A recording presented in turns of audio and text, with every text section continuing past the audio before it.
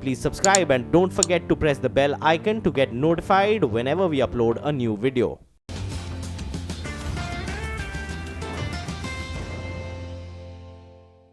Mr. Mahindra, thank you. Always a pleasure to speak with you, and thank you for having me here.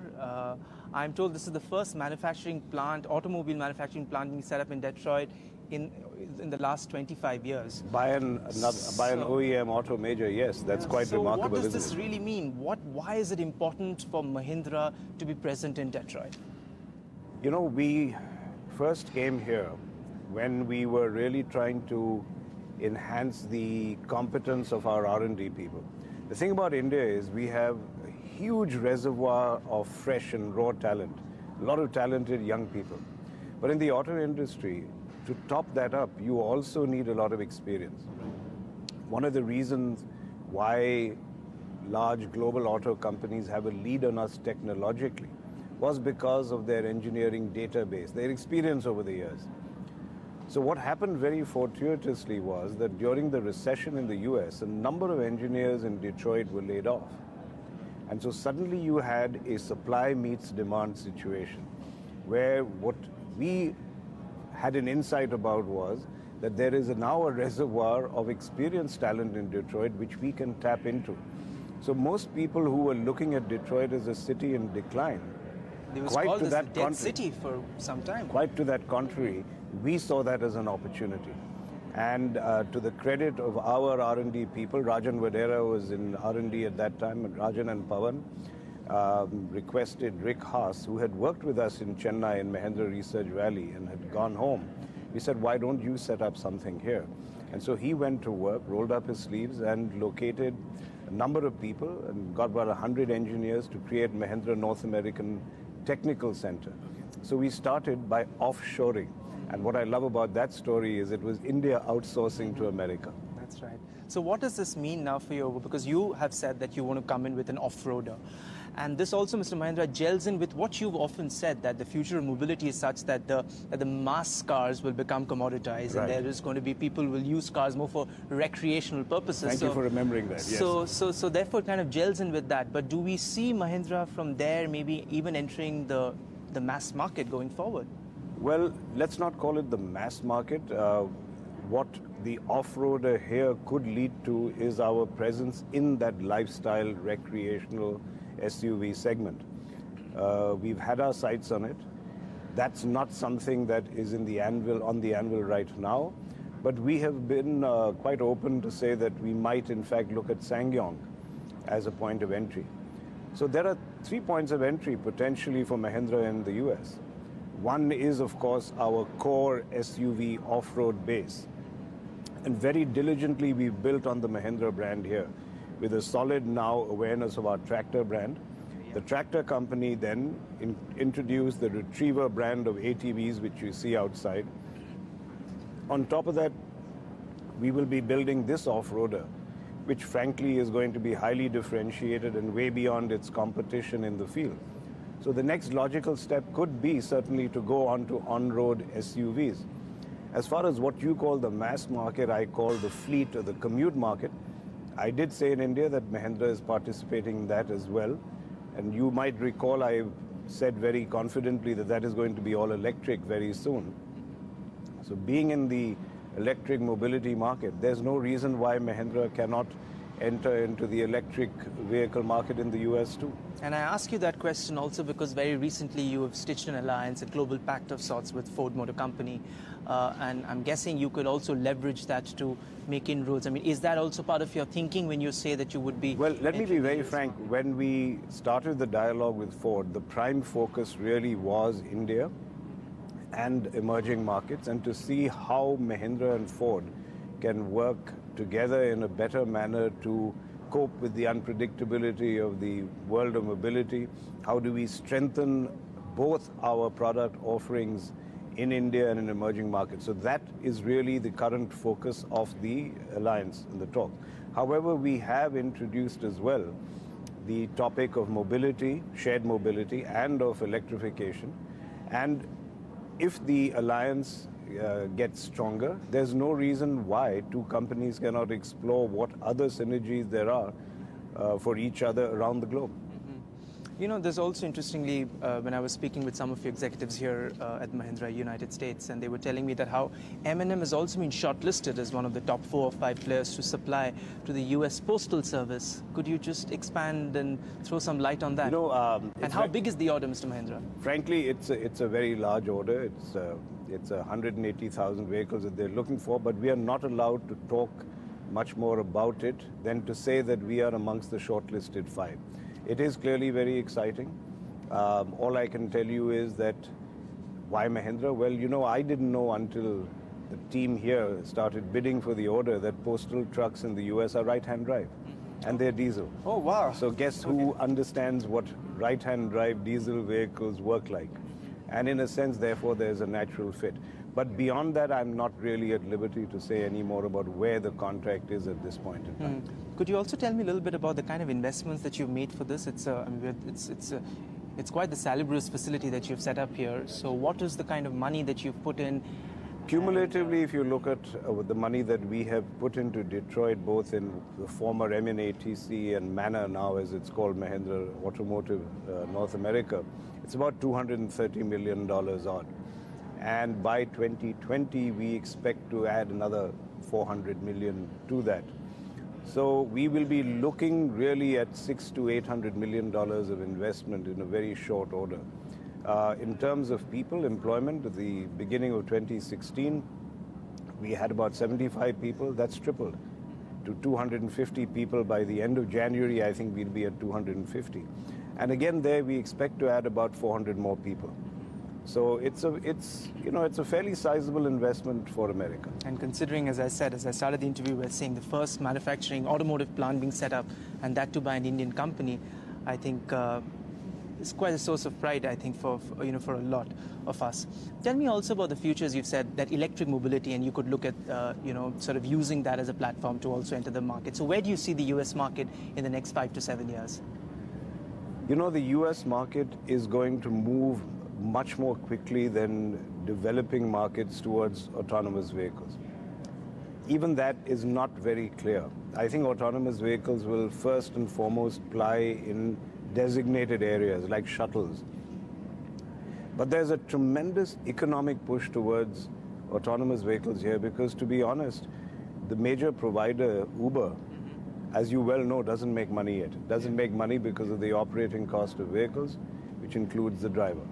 The driver, in fact, is the highest cost of the vehicle. So for them, having an autonomous vehicle is like the holy grail. So there's going to be an enormous commercial pressure for technology of autonomous driving. That will happen faster here. And that will therefore certainly commoditize that end of the market because people will be simply looking for autonomous pods that will get you from one place to the other. Nobody even today really specifies the brand of car that they're looking for in Uber. But at the same time, with the plummeting costs of electrification, even recreational and lifestyle vehicles will move towards being powered by electricity because it's becoming exciting. Let's be honest, thanks to Elon Musk. As you know, yesterday or 2 days ago, he announced the fastest production car. So he has been really single-handedly responsible for creating excitement around electric vehicles. Around premium electric vehicles. So you're going to see even here, in the lifestyle segment of cars, premium segment, electrification. And in that segment, keep in mind that we have Pininfarina in the house of Mahindra. And so therefore there is an opportunity for us also to create a premium electric brand and play in the US. You know, you mentioned Elon Musk, and if you look at the strategy that Tesla has adopted, a more of a top-down approach. But for Mahindra, it's been a bottom-up approach.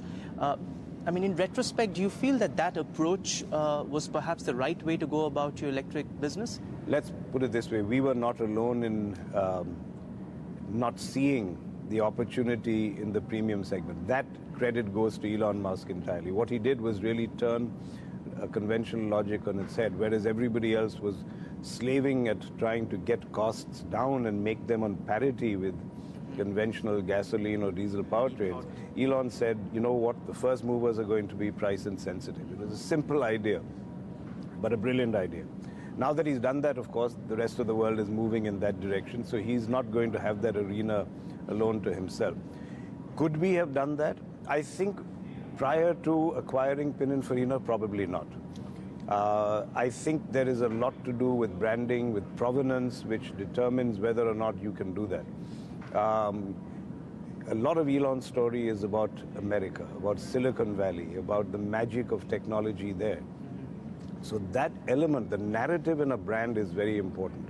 We keep talking technology and we're in factories, but we have to understand that people ultimately buy brands and what the messaging is. Messaging for an Indian company would have been difficult from where we were at that point in time. So I'm not sure we could have pulled off a Tesla, but I think with Pininfarina under belt right now, I think the access to the premium market certainly could be a possibility. Talk to me about now the electric vehicle sort of revolution of sorts that we're seeing now back home in India. The government thrust is quite incredible. And do you stand vindicated now? Because you were prescient in your sort of views that this is going to be the next future. Now you have the ESL order, and what we are told is that the government the entire central government fleet, which is about 5.5 lakh cars, Mr. Mahindra, that going forward they want to convert that into electric as well.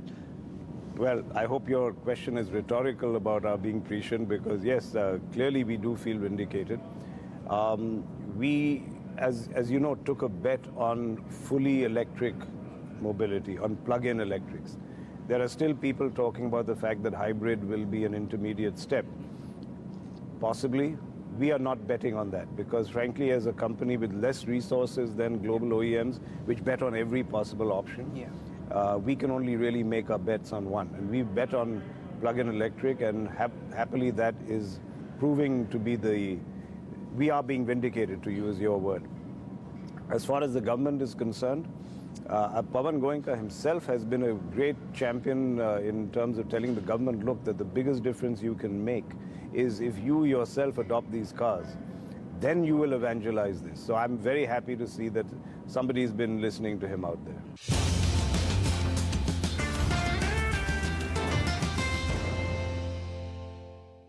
Are you a little concerned also about the fact that, when you talk about electric mobility in India, you're hearing different voices from different government departments? In fact, just a short while ago, I don't know whether you would be aware of this or not, Mr. Mahindra, Mr. Gadkari has now said that he does not agree with this idea of battery swapping. He said that is an idea that should be junked. Whereas this was an idea that, that was being pushed rather, feverishly by some government departments. How do you respond to, different voices in the government, perhaps speaking different language? I think they're all speaking one language in the sense that we have to move to a renewables powertrain. That is what we have to focus on. The precise modality, to me, is not material. Some people think, for example, that the charging facilities will be the sticking point. Given the way technology is moving and the kind of range that cars and batteries are showing, maybe having multiple charging points may not prove to be the sticking point. So that's a technological evolution that, in a sense, is making one argument obsolete. Battery swapping is about range and about charging time. If charging times come down dramatically, if range improves dramatically, then battery swapping is less of an imperative. However, battery swapping at this point in time is certainly an alternative. I don't know whether you know, but we were the first to introduce battery swapping in our Bijli three-wheeler many years ago in the 90s. Most people have forgotten that we had done that experiment long before Reba. And it was somebody in our conventional auto department who put together a battery three-wheeler. And we were going to do this in Connaught Place, and we had created something called battery pumps, where we were going to create entrepreneurs who would actually swap the batteries. And then the three-wheeler Mahindra Bijlis, as they were called, would be used in a shuttle around Connaught Circus.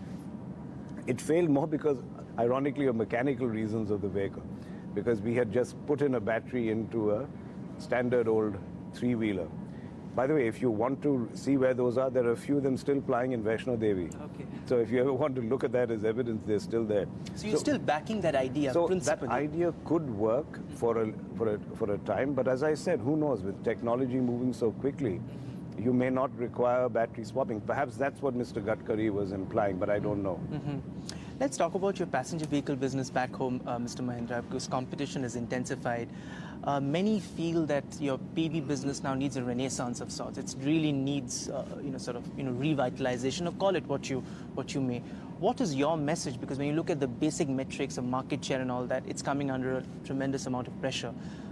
How are you concerned, especially now? And there are a slew of other products that have been, that are lined up. They all want to be the next big SUV player in the country. How are you guarding your turf? In one sense, we can also take comfort in the fact that we have been shouting from the rooftops for a long time that SUVs are the future. So at least one should give us credit for having seen that future coming. The reason for our market share decline also has a lot to do with the definition of SUVs. If you look at the products that are included in SUVs today, a lot of them, which are not chassis-based, would not have been called SUVs in the old days. They're crossovers.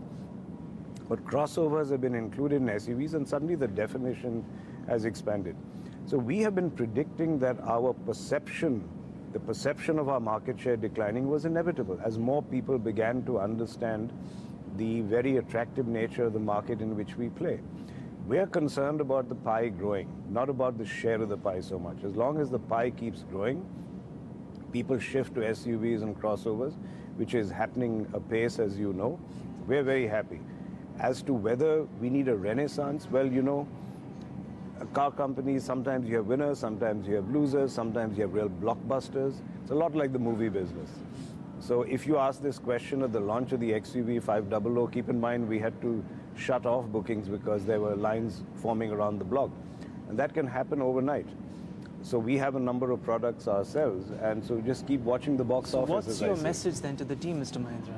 To which team? To your passenger vehicle business led by Pavan and team. They're a very self-driven team, and as far as they're concerned, they always believe they have the next blockbuster around the corner, and that's what they're working towards. And in fact, our pipeline is a fairly robust one.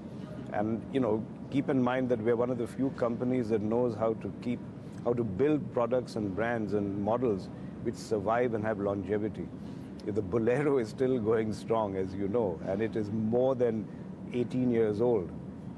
And it's still one of the largest selling SUVs in India. If you look at the Scorpio, 15 years old, and we had records monthly sales just in the last quarter. So I think the thing about Mahindra you have to recognize is, like, for example, the Jeep brand overseas, I think our brand has entered the consumer's consciousness. So we are capable of producing and creating brands that are durable. Just as rugged as our products are mechanically, I think our brands are just as durable, even perceptually. So I'm very optimistic about our future. Let's talk about the economy now, Mr. Mahindra. Last time you and I spoke was in February during the Vibrant Gujarat Summit, as you may recall. And that's where you were very, very confident, very bullish going forward. And since then, very recently, we've had Moody's upgrade, and we've seen you tweeting about it. Before that, the World Bank's Ease of Doing Business rankings came up.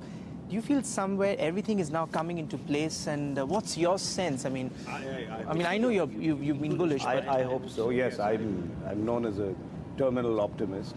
I have no reason to change that reputation. There have been certain steps taken which in the economy recently, which are, in my opinion, analogous to the old saying of one step back and two steps forward. They are a step back in order to spring forward. And therefore, why did Moody's upgrade us? Because they saw beyond the short-term pain caused by demonetization and the GST as laying the groundwork for a much bigger leap.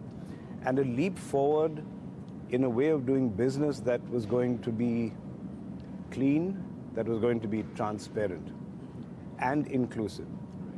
Because now, thanks to GST, you're bringing in much more parts of the economy that were really not even included or visible.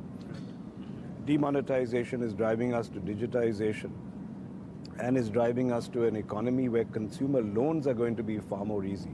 So leverage is going to be explored by consumers, leading to greater consumption. So all the ingredients are in the little tawa right now, I think. And I think the heat is sort of building up. I think we're going to see some sizzle right now from next year onwards. And you see the growth as well picking up. I hope so. So, because often, people say M&M is like a barometer for the economy. When you're a tractor, it reflects the rural demand. SUVs, it reflects the pent-up demand in the urban areas. So you've had a great second quarter. No, absolutely. But also don't forget our group now. We also have visibility into the world of finance, rural finance, as well as into hospitality and consumer spending, and into real estate. So you're right, as a group, we are even more of a barometer, or at least have visibility into what's going on. So we are seeing signs of life in many of the areas that we are in. Couple of last things then, Mr. Mahindra. You know, when, as somebody who's been tracking the Mahindra Group for many years now, and when I speak with many of your company executives, they often wonder, where will the next rung of leaders come from? How will Mahindra Group replace a Pawan Goenka, will replace a Rajiv Dubey, and maybe at some point even Mr. Anand Mahindra. What is the thinking around that, Mr. Mahindra? But Ronojoy, I've been very open about that, and I would argue that as a group, the visibility into our next rung of leadership, our bench of leadership, is clearer than in most other organizations. We have created the group executive board, and my submission to our own board, which follows a very robust succession planning procedure. Here's a food court of leadership, and all of them are potential leaders for any of our businesses that we have. So if you just take a look at our group executive board, you will get a very good idea of what leadership we have. And then if you look at the second rung as well, the succession planning we've been following has been providing a tremendous resource for the board, for the main board for succession planning. So I don't think there should be any doubt that as the succession needs arise, there'll be plenty of resources to fill the gaps. You had very famously said, right, to your board that if you get hit, God forbid, by a bus, then they should be ready to pick your successor. I mean, have you started thinking on those lines, Mr. Mahindra? Absolutely. And you're right. And since the time I talked to you, we changed the expression because we found it very macabre. We called it contingency. We called it the contingency choice, which is we needed a euphemism because the board was saying this hit by a bus is rather macabre. So yes, and as I've always said, the board already knows my optional choices to replace me. So you've already given them absolutely an option, because you're a man of many interests, Mr. Mahindra, from books to old maps to wine to yachts. So therefore, I mean, would you want to sort of continue in executive capacity after your tenure, just to sort of ensure that the group remains steady? Because, as I said, the group is becoming wide, diverse. It's already $19 billion now. So it will be quite the tough act to find a replacement for Anand Mahindra. What is that old thing they say in politics, the Tina factor, right? That there is no alternative, and there's always an alternative. And, frankly, I think that applies even more to the corporate sector than to politics. There's always an alternative. There is an alternative. There's always an alternative to all of us. I think the biggest mistake any leader can make, whether it's a political leader or business leader, is to presume that he or she is indispensable. That's when the rot starts. Anand Mahindra, always a pleasure. Thank you very much, and many congratulations. Thank you so much. Thank you so much. Thank sir. you.